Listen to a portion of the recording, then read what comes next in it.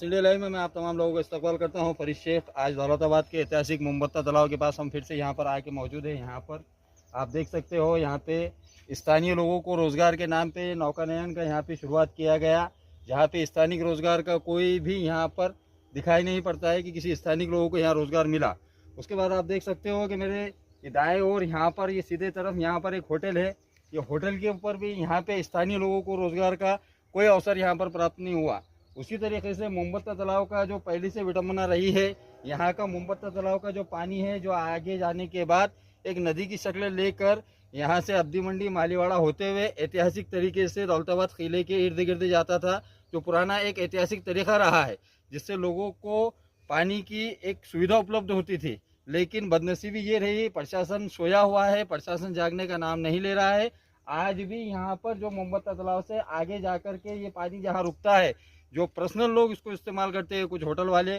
कुछ लोग इसको इस्तेमाल करके यहीं पर उसको रुका देते हैं। तो प्रशासन से यहाँ के स्थानीय लोगों की बार बार ये मांग रही है कि यहाँ का जो नदी का स्रोत है इसको खुला किया जाए, यहाँ का अतिक्रमण हटाया जाए, ताकि जो इसका मूल स्वरूप है जहाँ से ये पानी आगे होते हुए दूसरे गाँव को मिलता हुआ दौलताबाद किले तक का जाता था, जो इसका ऐतिहासिक स्वरूप था, वो इसे वापस मिले। मैं मास इंडिया लाइव से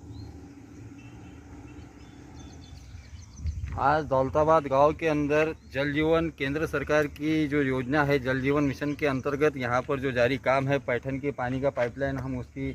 यहाँ पर देखने के लिए आए। उसकी स्थिति सामने यहाँ पर जो स्थानीय लोगों की जो नाराज़गी है वो इसलिए है कि काम की गति बहुत धीमी है,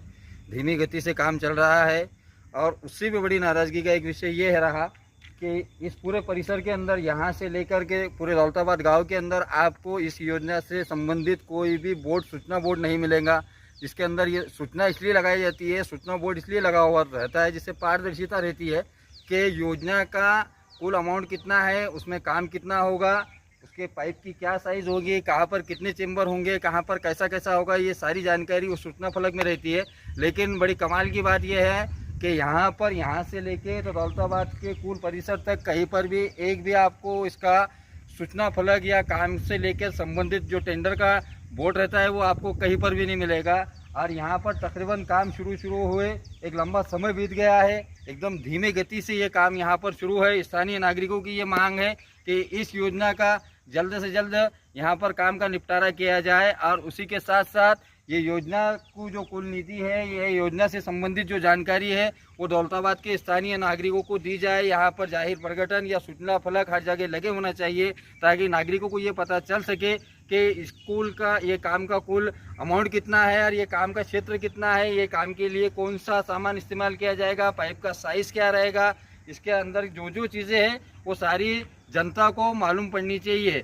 मैं दौलताबाद के आवाम यहाँ पर जो ये इससे धीमी गति से जो नाराज़गी व्यक्त कर रही है वो आपको मास इंडिया के माध्यम से दिखा रहा हूँ। मैं मास इंडिया लाइव से फरीद शेख, दौलताबाद।